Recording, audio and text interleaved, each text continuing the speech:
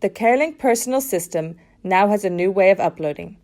This improved experience requires fewer updates and is easier to set up and use. The new uploader replaces the old method, which required the use of Java. Uploading your device data to the CareLink personal website helps you understand more about your diabetes management and allows you to share your data with your diabetes healthcare team. The first step is to sign in to the CareLink personal website and click on How to install Uploader. After you have signed in, click on the Download CareLink Uploader Installer link to save the file onto your computer. Save to a folder that you can easily find, like the Downloads folder. Double-click on the downloaded file to start the installation. You may need to have full access to change your computer settings, also known as administrator access.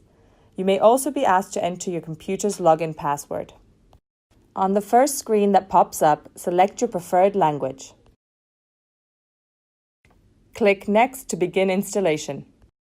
Then click Next to continue and begin the installation. When asked, make sure that your CareLink USB or meter is not plugged in and select OK. When the installation has completed, select Finish. You're now ready to upload your pump data into CareLink.